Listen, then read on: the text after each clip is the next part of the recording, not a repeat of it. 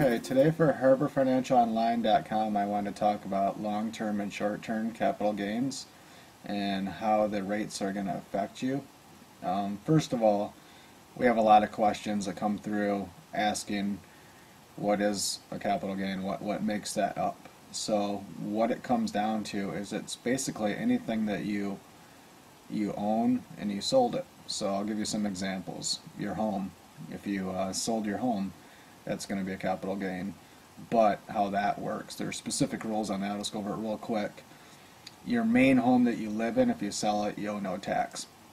But say you own your home, you own another home, a vacation home, you sell that, you're going to owe tax on it. So that's capital gain.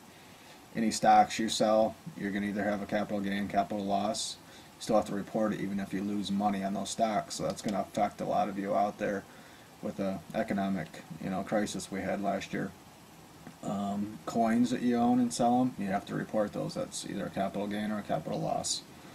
Any jewelry, you have to report that. So a lot of people overlook that, but it's still required by the IRS to be reported. Any gold, silver, or any other metals like that, you have to report it when you sell them. Any business property that again is considered a capital asset, you have to report that whether or not you made money or lost money on it. How you determine if a capital gain is long-term or short-term. Long-term is you owned it for 12 months or more. Short-term is going to be less than 12 months. So if you look on the form I have up here, it's a Schedule D, which will be attached to your Form 1040. This is where you're going to enter the sale of those assets that we just described, either short-term or long-term. The top part here, Part 1, is going to be your short-term, less than 12 months. So you're going to need exact dates on this, a good description of the property, how much you paid for it, and over here in line F, you're going to have whether or not you had a gain or loss on that item. Down in Part 2, same thing. You're going to enter all the same information, but this asset will be long-term. You had held it for more than 12 months. When you do this online, on an online tax program, it's going to have boxes you enter in one at a time. So it'll fill out this form exactly right. You don't have to make sure that you're missing anything. They'll ask you the specific questions to determine if it's long-term or short-term, so they make it pretty easy.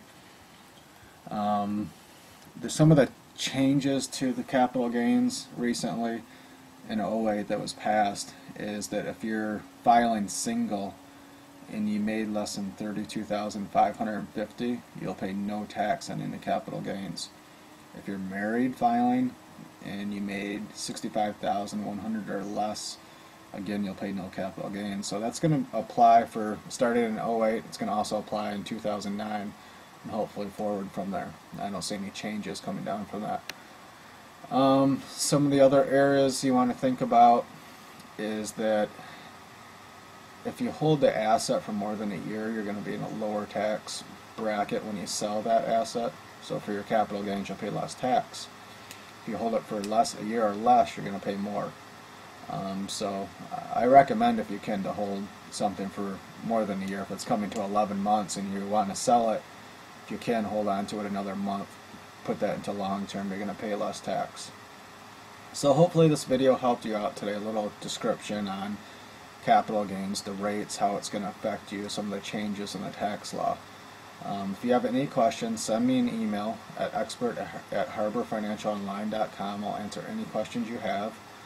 Or you can check out our website at harborfinancialonline.com, where we offer more information on capital gains, any changes to the taxes and capital gains, and you can prepare your tax return directly on the site.